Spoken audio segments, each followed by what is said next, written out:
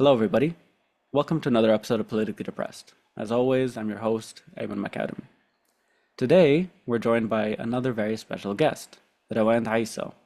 She is a Lebanese illustrator and artist whose work I've followed for many years now.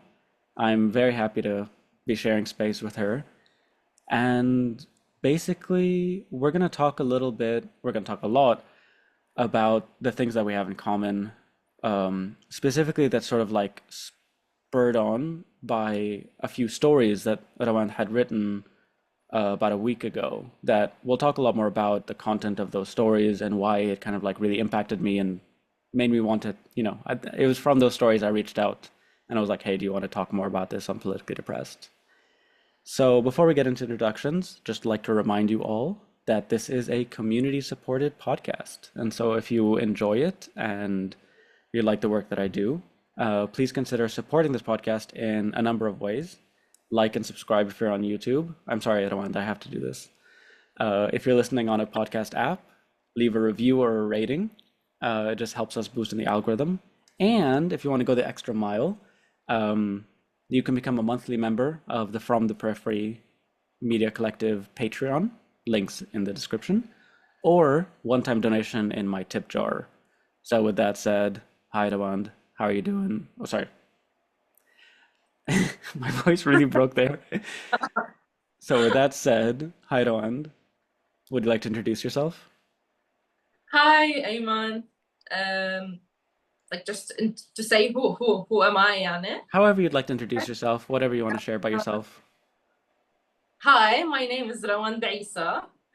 I'm a comic artist, graphic designer, and writer from Lebanon, currently based in Lebanon after living in Istanbul for a while. Yeah, I think that's me. Okay. I love your illustrations and I love the themes that you cover. It's been 5 years that I've been reading them and like they're very political, they're very cool. You have a very unique style, but it's just this kind of comics that are always like if informative or at least like emotionally engaging.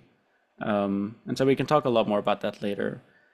But for now, I'll ask you the first question that I ask everybody, which is, how are you? Yeah. I'm very overwhelmed. I recently asked my best friend to like stop asking me every day how am I doing because I can't update her every day on my state.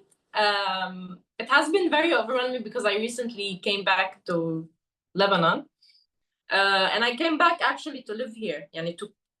I came back, you know. It has been 6 months now that I'm back, and it was a very risky kind of step because I've left more than 3 years ago, and I've never visited since I left because I couldn't actually visit. Mm. I had a lot of guilt feeling when I left. I had because I was very attached to Beirut. I was very political in Beirut. I was very involved in my community in Beirut. And I never thought about leaving Beirut. So when I left, it was kind of leaving without looking back. So after the war, I decided that I need to come back, and because of a lot of reasons.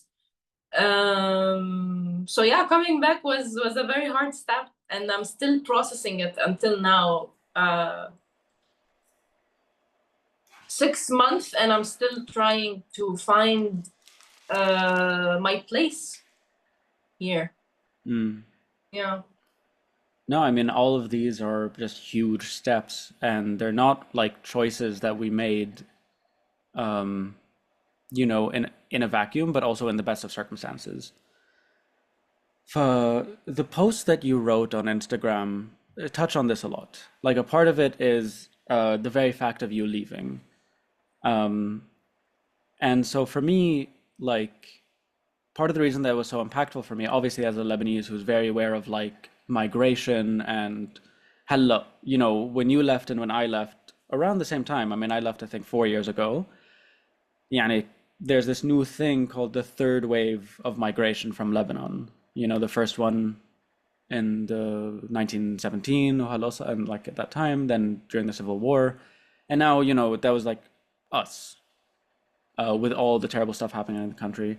And I also felt obviously that shame, the guilt, but also the guilt for feeling the guilt because it's like a privilege to be able to leave.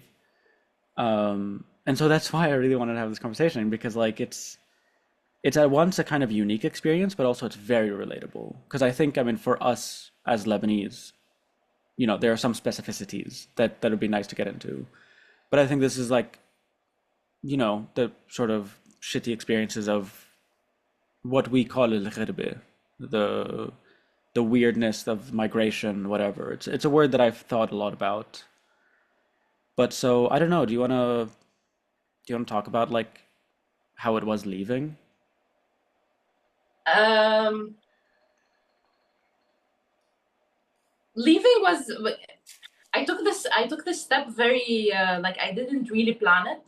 Mm, I just decided this like in a couple of days, took my stuff and left without telling anyone.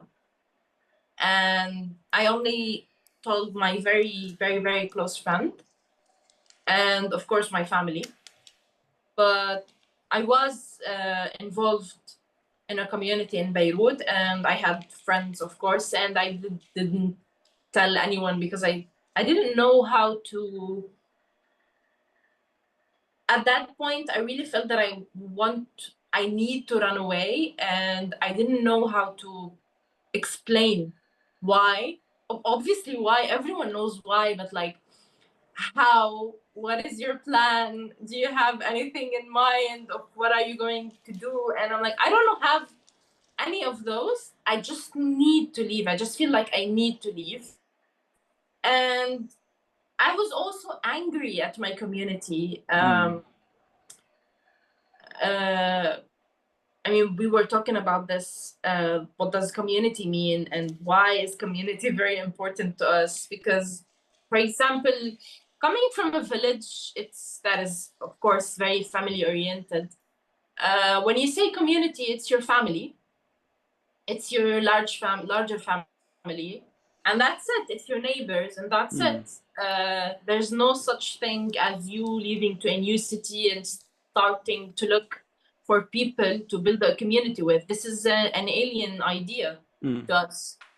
And as a person who left the village when I left to university, because very conservative place and I'm a woman and I wanted to live my life the way I wanted, I had to leave. I didn't, of course, I chose to leave, but I felt like I had to leave if I wanted to live the life that I want. And leaving my original community meant that I can't go back. mm, First, because I'm now living a mm, new lifestyle that is not very accepted or digested in my original community, and second, because I'm building something else somewhere else. Like people are growing here, and I'm growing somewhere else, and I no longer belong. Yani. mm,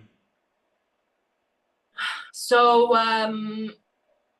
I think people like us who need to look for a new family or community that is far away or different from your family or your original community.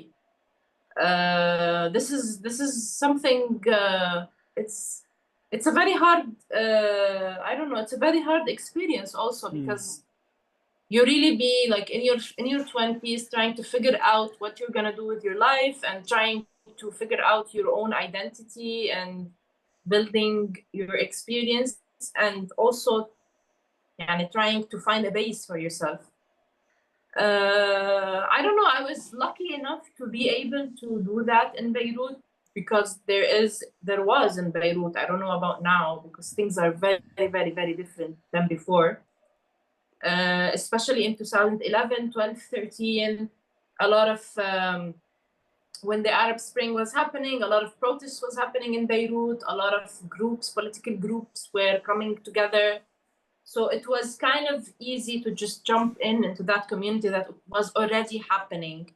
And culturally, there was so much going on. Yes, Mm. culturally, definitely. And as an artist, I also like, it was kind of, I wouldn't say easy, but like I was lucky to be able to like, for people to know me because I do art, and this is Mm. how I also like started to build connections with people. Um, but there is that uh, detachment that you do from your original community to a new community that you don't know anything about. And there's not only different lifestyle but also different classes in that new community, and people that you don't know really their ethics or how they live. So Mm. you're kind of like, I don't know, you're really like, you throw yourself into like an ocean and you're trying to find the island that you need to Yeah. that you need to grab. And then you grab to an island and you find like, at this island that you can't find food, and then you Yeah. leave this island and you go to another island, and you're like, and whenever you need to leave from one island to an island, there's a storm happening. So like, That is that's it all very familiar? related. It's familiar. It's not necessarily for me because I'm from Beirut, and so like for me, there's like a kind of inter Beirut shifts that happen. Mm, But someone who's like very important in my life, my very good friend Hisham, who does the illustrations for Bizdri, um, who's the artist of the book A Letter Home. Uh, he comes from the north. He comes from a town in the north of Lebanon. So like moving to Beirut for him was the move. Was this big shift from like a small town to like the big city. And he moved in 2019. And for like he was only getting his feet wet a little bit, and then mm, poof, and then poof. yeah. And then Oh, boof, really. and then exactly, and then like 2021, he leaves to like Europe for the first time. For him, it was, and we both did this book together, A Letter Home, that really dealt with a lot of these sort of themes of like moving, but also like the shifting sands of coming from a place like Lebanon, where like even moving from one place to another feels sometimes huge, but then that there's such a push for us to leave. The economy is kind of functional in a way, semi-functional, by like emigrating the youth essentially. And so yeah, he had a lot of really bad experiences in Europe. Um, and so I guess that's the second part of the thing. You mentioned in your stories that, Istanbul wasn't very good for you. And for Yeah, here, yeah. I mean, although finding yourself in Beirut was hard and it was already a little bit traumatic, but like we also kind of take it for granted, because when you move to a huge city like Istanbul, you really know what does it mean. Like it's like you were swimming in a sea and then you went to the ocean, like it's like, oh, okay. So the ocean is harder. And Istanbul is a huge city. Oh my God. Like I couldn't, until now, I'm still not processing how huge the city is. And there's a lot of people from like that are Turkish and non-Turkish, and I don't know, for people who work, who study, who it's a huge city with a lot of different people culturally, and different classes, different I don't know, communities, different there's Turkish, there's Syrian, there's Kurdish, there's I don't know, a bit of Europeans, a lot of different people. Um, and because it's a huge city, I think it's much harder to find your community in it. Like in Beirut, yani, I don't know, like as a person in your early 20s, you know where to hang out. You could go to Hamra, to Mar Mikhail, but there are specific places that you can hang out in. And it's small, like we know each other. Like even if I don't speak to you, but I would know your face. I would know, I don't know, maybe where are you from or what kind of people you hang out with. But when you go to a big city, it's a whole different story. It's like every day you see new people and different people, and you cannot grasp, like, even when you, like, I had a plan of like going to a certain coffee shop, like like a lot of Regularly. times, so that I become a regular, so that I can meet the people who are like regulars there, so You're that trying I to can, find yeah, the Cafe Yunus in Istanbul. exactly. I did the exact same thing, and yeah. There is a coffee shop that I found there, and it's like it looks very much actually like more like Temarbuta, because it has a library in it, and they have like, they do events, cultural events and stuff like that. So I thought, okay, I'm gonna be a regular here, and I'm gonna meet friends, and I'm gonna know the people. And no, when it's Istanbul, when it's a huge city, and it's a coffee shop in the center of the city, where there's a lot of people who, like tourists, a lot of people who come and go. There's no such thing as regular. Like, you are the only regular there. The only people that you will build a relationship with are the people who work there. Yeah. And this is a bit of what happened, but it was very, very hard to actually. It wasn't as easy as in Beirut. But other than Istanbul being a very huge city, you're also a foreigner. You're also an Arab, and as an Arab, they don't like you there. When I went to Istanbul, I went with the mentality that, okay, I'm not gonna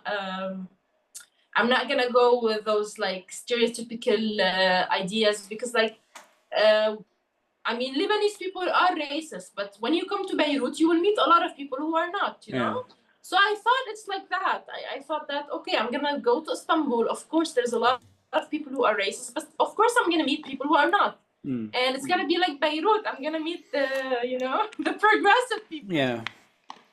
And when you're in a huge city again, it's a different story, because it's very hard to meet those people. And you're dealing with racism every day. Although I learned the language, but I had an accent, of course. And the first thing that they ask is, where are you from? Once they hear your accent, like, where are you from? Lebanese, and are you going back to your country? Like, the amount of times that I had to say, yes, I'm going back. I'm only here temporary. I'm not gonna stay here. I'm not looking to become a Turkish citizen. And when this is happening, like, all the time, and at some point when people became actually violent against Syrians, and like a lot of videos were spread online of like some Turks beating Arabs and stuff like that, I started to become very scared of, like, like, because, like, for example, I have tattoos in Arabic on my arms. I started even to become scared. Like, I started when I'm going out, like, when I'm in the metro or something, to put like a shirt on me, because I was scared that someone would see the Arabic words on me and do something to me. I don't know. I started to I became paranoid. I was scared. And this is very new to me, because in Beirut I was very it's my city. What do you mean? Just giving an example. No, because it's the process of being made to feel foreign. Yeah. Yeah, and you're not, and there's like no room for you to become. And this is the very toxic sides of nationalism, and in this case, Turkish nationalism. Yeah. Whereas even people born on that land, and here I'm thinking of Kurds and Armenians most importantly. Definitely. And then, yeah, with Syrians, like leading up to basically the fall of Assad, and then like with a lot of, but still there's a lot of racism against Syrians in Turkey, because like some of them don't want to go back. Yeah. I think that it became even worse after the fall of Assad, because now Turks are expecting the Syrians who were living there for 10 Mm. years to just suddenly disappear and go back to their home country. Like, I mean, some people went there, they were like, I don't know, 10, 11, and now they are like, they studied there, they went to Yeah. college there, and they're working there. Their whole life is built there. What do you mean? Yani, what do you mean they have to, in a couple of months, leave to a country that is not even functioning, Mm-mm. leaving everything they built behind? Like, No, it's really shitty. and sometimes, again, talking about like being privileged, sometimes it sounds silly. Like when people used to ask me, "Oh, how's living in Istanbul? We know that Turks are racist," and I'm like, "No, it's actually fine. My experience wasn't that bad." Because, like, what do you mean I would talk about my experience when there are people that are actually being beaten up, and Mm-mm. people not being able to work, people not being able to find a house to rent because they don't rent their houses to Syrians, or yani, in some place you feel that you cannot talk about your experience because it's much much much worse for other people, but still that doesn't mean that your experience was hard and Yeah, yeah. you didn't feel welcome in the city. And يعني أنا with this whole podcast project and a lot of these interviews I like to give people some space to center themselves لأنه بحس إنه like that's very true in a sort of a localized sense like you're talking about Istanbul and Turkey more generally but I think in general with everything we've been witnessing especially in our region you know so it feels like very difficult but to me necessary to at least for a second, for a moment, like as Lebanese, to talk about like the pain we're going through. Acknowledging, of course, that it's incomparable to the pain that Palestinians are going through in Gaza and in the West Bank and in the world, like witnessing what's happening. So that's why for me, I've created this project to have like a moment, and especially because it's like I like talking to people who focus on those things, who write about the things, activists and writers, but like and I mean, but in your work, you do, there is like some of them are like autobiographical. I think your first graphic novel is quite autobiographical, if I'm not mistaken. um, Or it's it's, a collection of stories of different people in one character. hmm, It's not only my story. I feel very bad. I still have not read it. I haven't been able to get a copy. Can I buy it online? Okay. But it's available online, right? Yeah, yeah, yeah. Oh, okay, for those listening. Uh, but um, but no, yeah. In general, there's just a. I think even in the style that you write, draw in, there's a lot of yourself. Um, I don't know if that's intentional or if that's just my reading of it. But regardless, so like, so that sounds really shitty. I'm really sorry I had to go through all that. And like, this I think is like a problem in so many different places, in the so-called centers. Hella, everything you're seeing now in the US and like how terrified migrants are there, or even just like minorities. Yeah, yeah. I mean, we got used to genocide too much that now people who are struggling as immigrants feel that they can't talk about their daily struggles Mm. because like they're not dying, Yeah, they're yeah. not يعني, I mean, our standards are very very very low on Mm. surviving. Exactly. Like knowing what I left behind and knowing the situation and why I left Lebanon initially, it makes it very difficult and almost a bit like too like self-centering to be like, "Mm." Which is why I don't. But like at the same time, it's necessary to sometimes. But so, no, literally, whenever anybody asks me how I like living in Vienna, I answer very honestly, like not even trying to make a point. Like it's fine. There's 24-hour electricity. There's water, like in the taps. Uh, you know, groceries are relatively cheap. Rent is cheap. Yeah, and these are the essentials, and that is how I kind of live my life. To me, Yeah, as a white passing person, I can live in a kind of anonymity, which I like, in a way that I couldn't in Beirut. Like, because Beirut is very small, And if you live in an area like Khalas, like when I moved into my first apartment in Hamra, like the neighbors knew me before I even got there. Like when I was Uh, moving my stuff in, they were like, "Sorry, who are you?" "Oh, you're the young man who's gonna rent that apartment." It's like, "Oh, mm, you," yeah. which had its pros and cons, but yeah, when leaving, with everything that had already happened, like I left in 2021, um, I could see the writings on the wall. Things had already happened, shifts had already happened, so many people had already left. But so for the last 3, 4 years, I have been having this very classical kind of emigre experience of looking back, romanticizing, but then also constantly denying myself the ability because I'm very aware. So, like in the graphic novel in A Letter Home, the whole point is like trying to find a way of being sentimental without being sentimental. Like not to like nostalgic, but without rose-colored glasses, you know? Like not have this. And anyway, so basically, the last thing that you wrote, or the second to last thing that you wrote in the stories, which really heck impressed or like impressed upon me a very strong impression, was what you were writing about your decision to move back.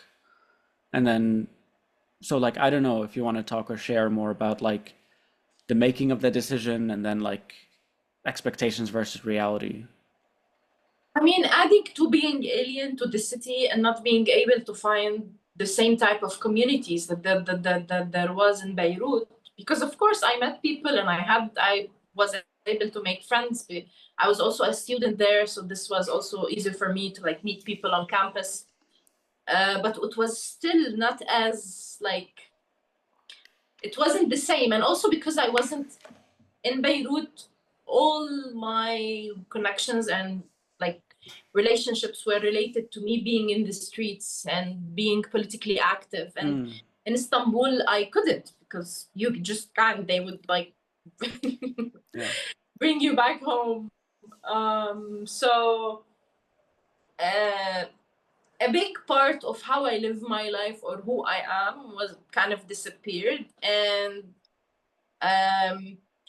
I was also like trying to say like compromising in how I want to live my life. Like, yeah, I can't live the same way. I'm compromising on me being political, or I'm compromising having a community, or okay, but I'm living like I'm having better. I don't know. I have transportation. I felt very independent Mm, in Istanbul because I was able to move wherever I want because there were transportation everywhere. mm, And this is a huge problem in Beirut because in Beirut I never had a car. And whenever I wanted to leave outside of Beirut, I needed to like either to take a van that is not very easy, like it's not very comfortable. I meant mm, to like use, and like if you wanna go on, I don't know, like trying to discover the country, there are no transportation that is connected to everywhere. So like if you need to live in Lebanon, you need to have a car. But in Istanbul, I didn't actually think about that. yeah. I never had a car, so in Lebanon it was a huge problem. In Istanbul, I was very liberated from the idea of needing a car, and it was something that I was enjoying and like experiencing what does it mean to be living in such place, and there are metros everywhere. Mm, And I was also like trying to like yani seeing the positive side of, okay, I'm in a new city that has a huge historical I don't know, culture, that I'm learning new things. I'm learning about a new history. I'm learning about new people. It was exciting. Not everything was like had to be I don't know, sad, but at the same time I felt like I was killing the old me, you know, like yeah. I had to, like as if I had to put the old me in a jar and just like move on. You know what, when they put this on the heads of the Blinders. horses Yeah. so that they don't just look straight, I felt like that. um the turning point, and I think this is the turning point for a lot of people, not only me, which is after 7th of October, after the Tufan and after the genocide. I was, I couldn't, it was a moment where really someone took these things out of my eyes, and I'm like, I can't be living like that where I'm running away all the time, Mm. you know, keeping myself busy. And then, like, I was in a city where nothing was happening. I mean, there were some protests in some places in Beirut, but like the life was very normal there. Even people on campus. I was studying in a Oh, you mean in social science. Istanbul? Hmm? Sorry, you said there were protests in Beirut. You mean in Oh yeah, yeah, Istanbul? Yeah. Istanbul. Sorry. But like I was studying in a cultural studies program, and this is like we were doing, like, I had students who were doing political science and philosophy and stuff like that, and these people, like, in Beirut, were usually the people who like do stuff when Mm. something like that happens. But Istanbul, not like no one even were talking about what was happening in Mm. Gaza. And I was going crazy. I really was losing my mind how we are not doing anything even on campus. And I really lost my temper in one of the classes because, like, we were it was a philosophy class on literature, and we were talking about Sartre, I think, and we were talking about the Nazis, and like if the people who were not Nazis but worked with Nazis were guilty or not.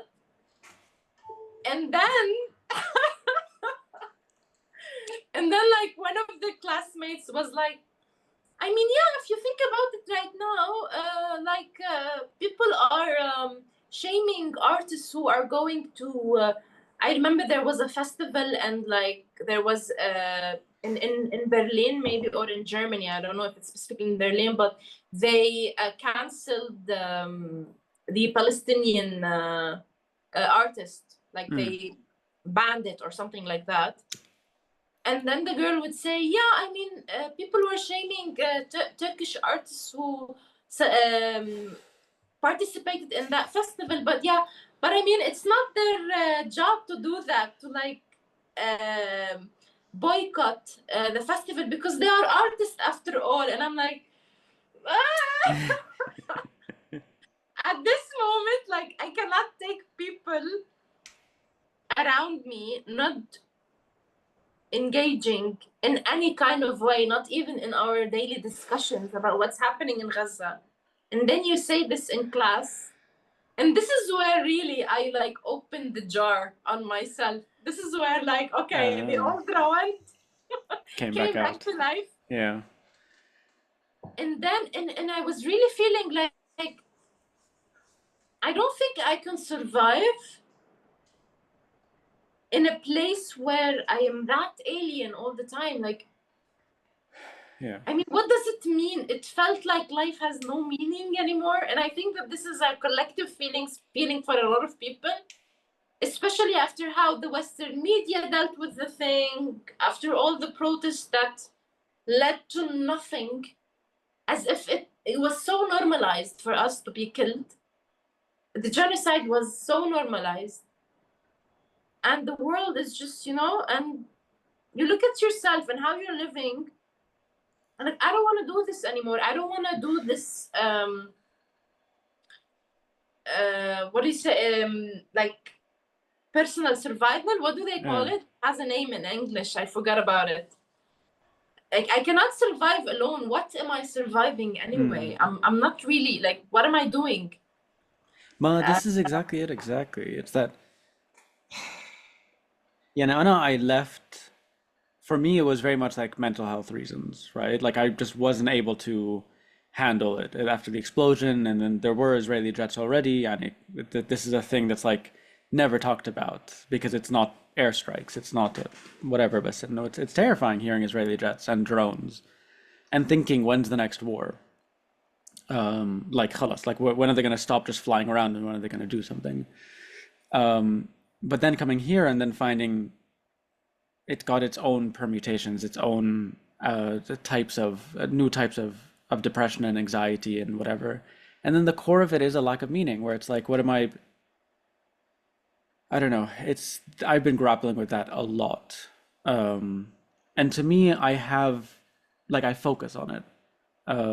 And to me, I think a lot of our issues, even before this current moment of like extremes, it's always been there. Like lack of meaning and like the lack of meaning being at the center of our I know like Sartre, like I my first foray, let's say, into philosophy, arts and the like was with existentialism, and I'm still very much like there. um Same. yeah, did you read all of the Camus? I mean, I not all of it, but Yeah. like I am really stuck in the existentialism thing even until now. Yeah. I mean, like after all these years, and I feel like old, like Hmm. because now like there are Gen Zs taking over things, and you feel like you want to step back a little bit. I swear, I feel like I want to step back a little bit. I'm saying like on politically, Yeah. and like I'm still questioning ethics because apparently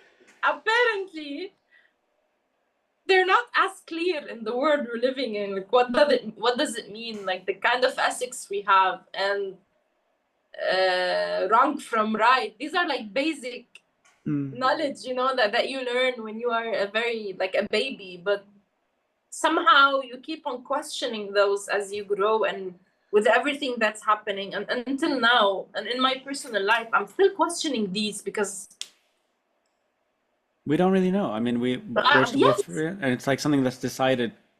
It's fluid. It's only based on our agreements of it. And so yeah, my experience being here, for instance, in Europe and seeing Europeans complain, even if they're complaining about like inflation, which I understand in terms of like people have X amount of money and so expenses going up just in real terms is scary or whatever.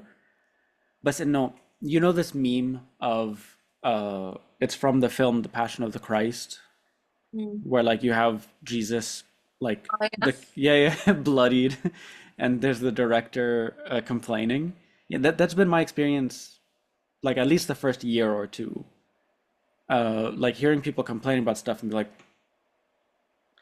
but more recently in the last 2 3 years, I feel so alienated that I don't leave the house much.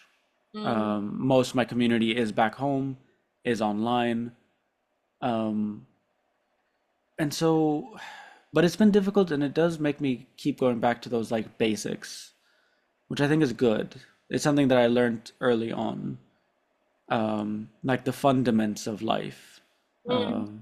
and of like that the people that I love are healthy and that I feel like I'm doing something meaningful with my time. Uh, but yeah, it just being out here, seeing people complain, yeah, brings you back to that kind of people's lack of priorities, what they're Yeah, complaining about, knowing what's happening and having a big scale picture of it, that it's not just happening over there, like it's these governments, yeah, and that like what's happening in the US, there's a boomerang effect, they like you can't just champion a genocide over there and not have it literally come back because the dehumanization that I think basically to me why it's been very difficult with people. I just I find myself not being able to trust most people these days. If they're not like grieving and mm. mourning and like Yeah. thinking all the time, like I literally cannot trust them and I feel scared interacting with them because I don't know. This is a horrible way of living. Yeah. Us being that paranoid of people around us and not having any trust in people that we have to deal with, living our life daily. This is really a horrible way of living. It's not. We shouldn't normalize this. This is No, shouldn't be no. a life of يعني. It's not normal. I know, like when I walk around, it takes me twice as much time to walk anywhere in the city. I mean, in most districts, because of the amount of Zionist stickers. Yeah, Like it just fucks me up.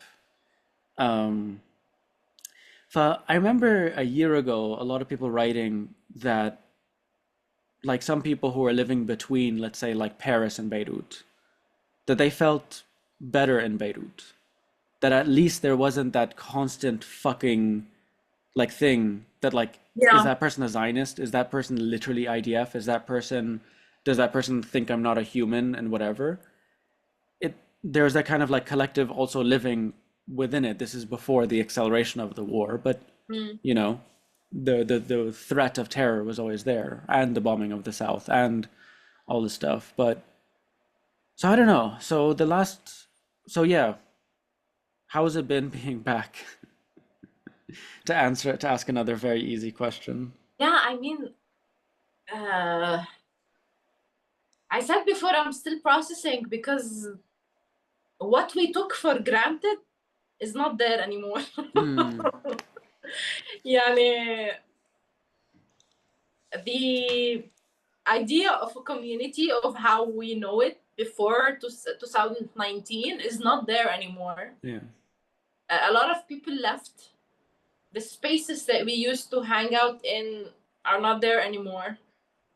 Um, Everyone is politically depressed Yeah. and not engaging. Like there's nothing happening. Hmm. No political spaces whatsoever in the city. People are much more isolated on their like close friends, couples, married people. Um, there's a lot of detachment with the city itself because it was bombed just 8 months ago. Yeah. A lot of people lost their houses, so now they are displaced. Um, yeah, I really feel that the Beirut that we know, that we romanticize in our heads, is not there anymore. Hmm. And this was a like I was coming back to that Beirut that I know, and then coming back and knowing that it's not there anymore. I felt like I'm coming back to a place that I have nothing there for me. Yeah. There's no place for me, even the community that I'm coming back to. Because when I was coming back, I decided that I want to be politically active anymore. I want to see what's happening. Where are the people who are um, I don't know, there's a lot of initiatives that were happening, like to be engaged in, I don't know what's the word in Arabic, يعني إعادة الأعمار after the war. Rebuilding. Yeah, like the Yeah. rebuilding, not like literal rebuilding Hmm. of homes, because I don't know how to do that, but like the whole rebuilding thing, I wanted to be engaged politically, to be able to like be part of this. And there's no such thing happening. Not even this is happening, because you know how things work in Lebanon. I don't have to explain that. And I felt that I'm coming to a place that I have no place in anymore. Hmm. And I'm like trying to learn how to survive Beirut again. Hmm. And I started at some point questioning my like decision of coming back, because apparently there's no coming back. Hmm. But this is, yeah. I'm really This is sorry. no, no, no. I know. No, no. Don't worry about it because this is like what I wrote in the book in A Letter Home. It's a poem, so it's quite deep. Sorry, it's a bit deep, you know. Listen, no.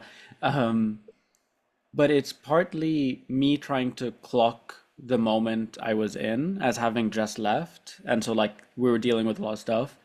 But a lot of it to me was kind of preparing myself for what I know is the long process of it all. And a part of it is this recognition that so much of the Beirut we knew left us. Yes. The Beirut we knew. So it's not me leaving Beirut. And part of this was like cope. Like I was like kind of like, I didn't leave Beirut, Beirut left me, but in a way it's true. In a way that like خلاص, it's gotten to the point that there's this idea that we have of it that's stuck in a certain time and place and feeling with certain Uh, fantasies. What is this hitting?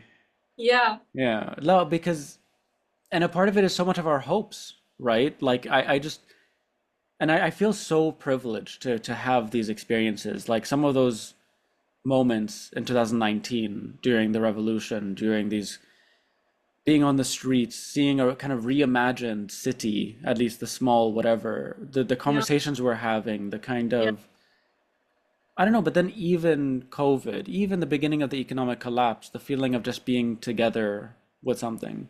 yeah. And so I think a lot of that then shifted in 2011, 2021. But then, okay, I think as an artist, you'll understand this, especially a visual artist. I was working on a story for a long time with Hisham that we ended up having to shelve. And for me, I was very obsessed with eyes because what I was experiencing being here is that I did not understand people's eyes. I Mm. when I would look at people like in Beirut, the part of the thing that for me made me feel like I had such a strong belonging is not just the land, not just the so much It's of the the things. people. It's the people, but it's like when you look someone in the eyes, there's you can read so much so quickly. Type of person, but also especially after the explosion. You know what I mean? Like there's that immediacy when I would talk to someone and they'd talk to me, we'd look each other in the eyes and there's like a clocking of the moment, Yeah. and just we get it. Or then if someone says, my favorite thing that I've brought up in this podcast It's several what times. we call connection, no? Like, Yeah, but it's deeper than that because, well, yes, actually no, because connection is actually very deep. You're right. But there's also like a mutual recognition. Um, Whereas here, when I look at people, I can't make that connection. I look at them and I don't understand because there's a different people, there's a different culture, there are different traumas, but there's also not really a collective traumas or whatever. yeah, Lebanon is a bunch of collective traumas, in my opinion. yeah. But for what one thing that really fucking scares me, and this was we had a very, very weird story that we were developing. I still love it, but maybe for a later time. It would have been a graphic novel called The Corpse. Anyway, um, one of the themes for me is this idea that if I go back to Beirut, essentially, that I will not recognize people's eyes, that I will not be able to identify or connect, or that, you know what I mean? One thing that people kept, sorry, I know what you mean. huh? I really know what you mean.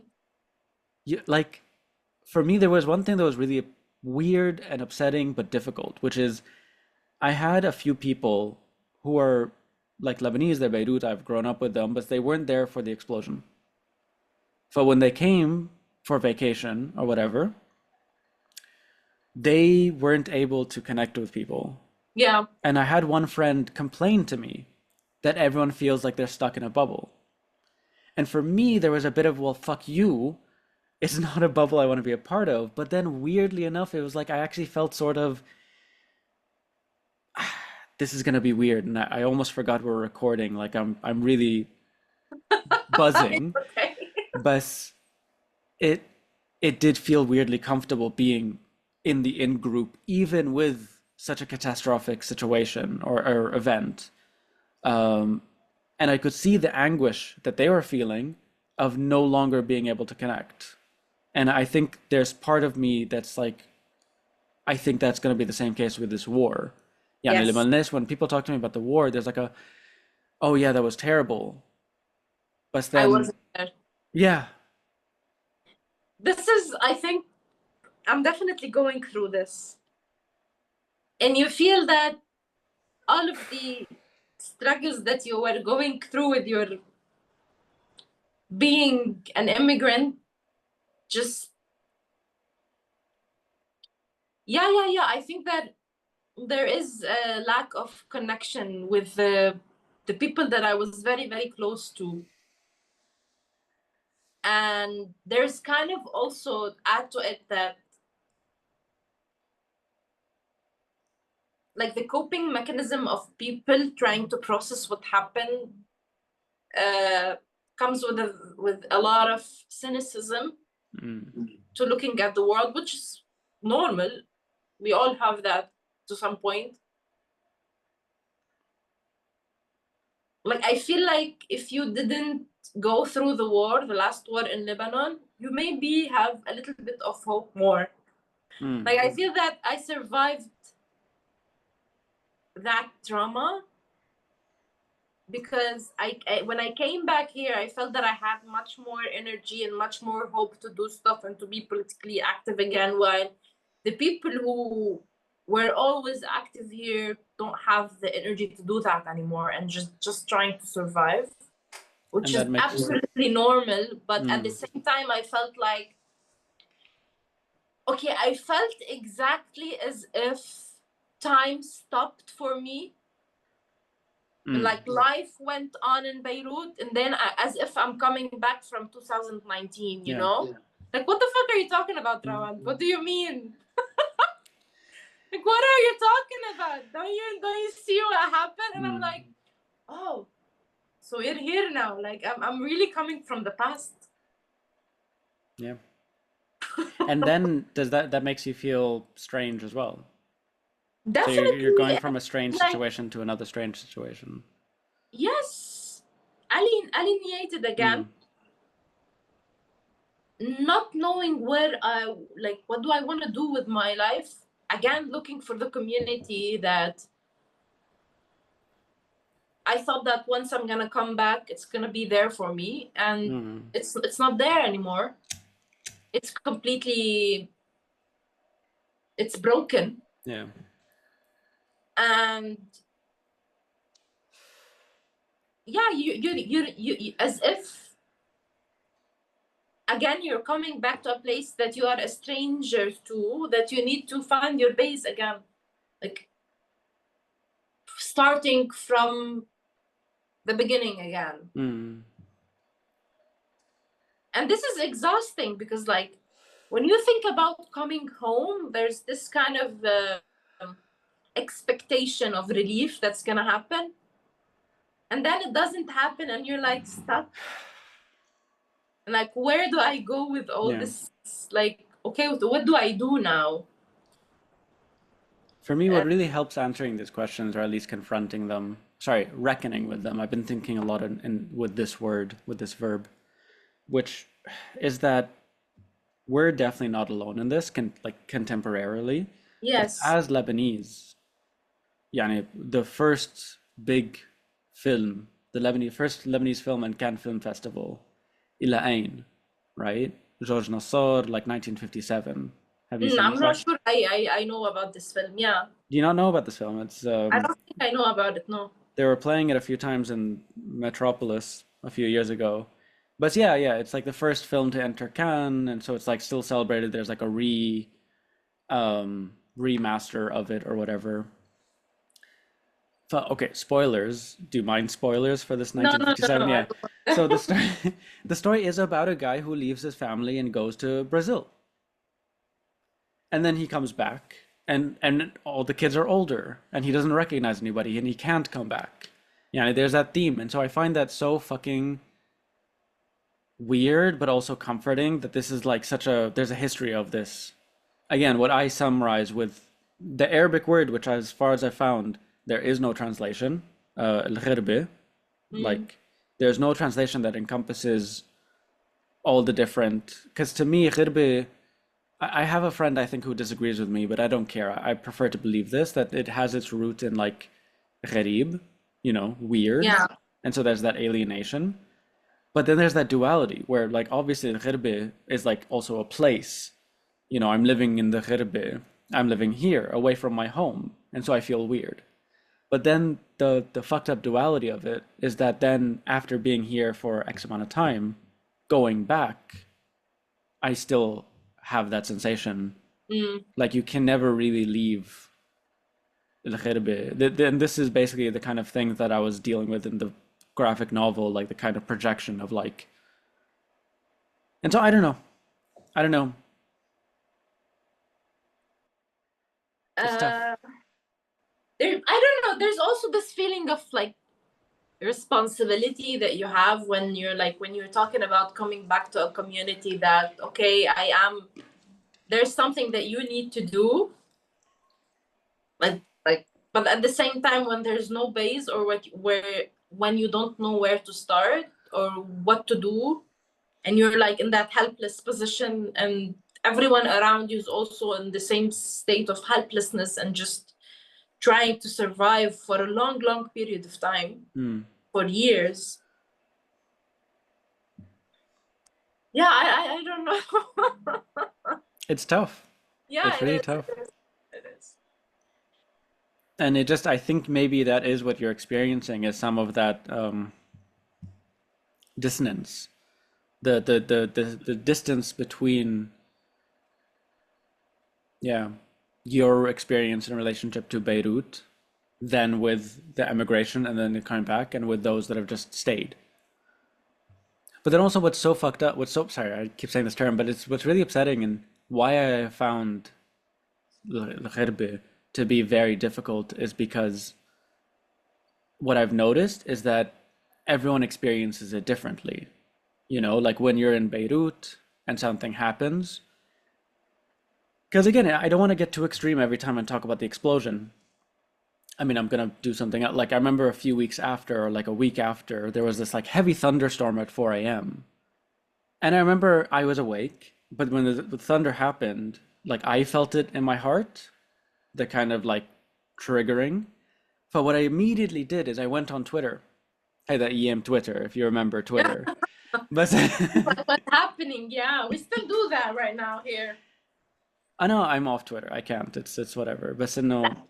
Not necessarily Twitter, but whenever you hear anything right now, you go to, I don't know, Oh what's no. up or a news, like to know what's happening. Eh. Because No, but my point when I wrote, then I would write on Twitter and be like, literally, I wrote, I remember, don't worry, guys, it was just thunder. And I oh my got, god, but it was so, I got so many comments and responses of people being like, and then seeing my Twitter feed in general, other people being like, what was that? Is that explosion? Was that just thunder? What's happening? I just woke up. And then I just kept going into each one of them and being like, don't worry, it was just thunder. Don't worry, it was just thunder, whatever. But there really was that sense, you know, my first interview was with Lina Munzir, and she was someone who I'd never met, and I still have never met, but like we were bonded. We're both Beirutis and like Beirut files, if we can invent a term. Sorry, but connected through Twitter and online stuff. But like, I think, I mean, that's definitely lost because I'm not there. And apparently, for instance, like I was talking to my mother, and she brought up the earthquake that happened in like 2022, 23. yes, To me, that's not, I don't, you know what I mean? Like when she brings it up, I was like, oh yeah, but it's not in my bones. yeah, yeah, But the it's scary true. thing is sometimes It's I, in my bone though. I wasn't. oh my God, you were in Istanbul. How, oh my God, you're deep No, in your I bones. didn't feel it. It's just that the You didn't feel the earthquake? no, Istanbul was much more far away from the because it happened at the border of Syria. Yeah, but isn't that, No, we did not feel it. oh wow, okay. Because Much, like, much far away. Yeah. because in Lebanon, Yeah, like they my felt mother it is still here. traumatized. Yeah. Yes, yes. It's Lebanon is much closer to the earthquake than Istanbul. Okay, okay. But no, yeah, it's like, I think this is my problem, or like when I think about it, and when I think about Lebanon as like communities of shared trauma. And I have a problem with identifying too strongly with trauma and like trauma bonding in general. My fear is that like, or rather how it's been happening or processing with me is that sometimes I feel, okay, this is gonna sound very weird, but I hope you know where I'm coming from. Sometimes I feel, and this might just be my own thing because I have a very complex relationship with like Lebanese identity. I feel less Lebanese if I don't experience the same traumas. You know what I mean? I know that Yes. sounds so petty, but because again, my friend who wasn't there for the explosion, when he comes back and he feels like an outsider, I got it. Like you know, and but I couldn't meet him because I was very much in it, and it's like I fucking hate this, but I don't know what it's like to have not to be on the outside. I think this comes from guilt as well because, like, this is I don't know if they call it survival guilt. Like, you're feeling guilty that you didn't experience the trauma as the people that you love and are part of your life, and this guilt makes you feel that you're less Mm. of what this identity is about. But so then, is it a problem This with is this the? is how I try to understand it, like, because, like, if you think about it, our whole identity as Lebanese is living through all of these. It's Mm. what, like, war, I don't know, corruption, no electricity, blah blah blah, hummus tabbouleh. Like, it's part of the. I swear, it's part of the, like. Yeah, no, it's difficult. Taboke Rawand, thank you so much for for joining. I really appreciate this conversation. After following your work for years, I knew that we would have a great, this is our first meeting, and I knew it would be as interesting and nourishing and heck relatable as this conversation was. Thank Um, you. Yeah. is I there mean, I don't know. anywhere? I feel like I feel like I need to say something like, yeah, life is not that bad, guys. Like, I feel I need to say something because, like, it was very depressive what we talked about, and as if, like, No, no, it's the no. end of the world, but, like, I don't know. It's politically depressed, but it's a space to be a Yeah, bit so, dark. like, But what are you expecting? Of yeah, yeah, course yeah. you're gonna be depressed. But Sana, I don't. I do have many episodes where I'm constantly like, again, I don't want to get too bogged down in like, yes, we're politically depressed and that's not it, and like that's that. It's like constantly trying to find silver linings or like reimagining hope or midrish. I don't know. There's a lot of stuff. It's like, don't worry, the audience are used to having pretty. I mean, because it wasn't Okay. that depressing though. This was just very real. Yeah, Um, yeah. Yeah, I mean, yeah. but so where can people follow you? Where would you like people to, if you want to plug anything? I don't know. It feels weird also because, like, they don't have to follow me. I don't. It feels weird because, like, nowadays, I don't know. It's just this thing about, uh like, whenever you're like, we're chronically online, and, like, at the end of everything you see like, follow me on this and this and this, and Mm. it becomes, like, so normalized that I'm still trying to understand how this is making me feel, but I feel like I don't want to be part of this asking people Okay. to follow me. Like, Then if you don't. want to Yeah. follow me, okay. I am online chronically. Like, you really don't have to. I mean, if you want to. Like, I don't share a lot of interesting stuff. Like, No, lately I no. have been just sharing memes. They have their place. They have their time. Yeah, I mean, if you want to, you can. You don't Yeah. have to. What like foodie memes whenever they drop. Yeah. Yeah. The wicked one. Okay. This is lovely. Yes, it was very lovely. And yalla, Thank take you. care.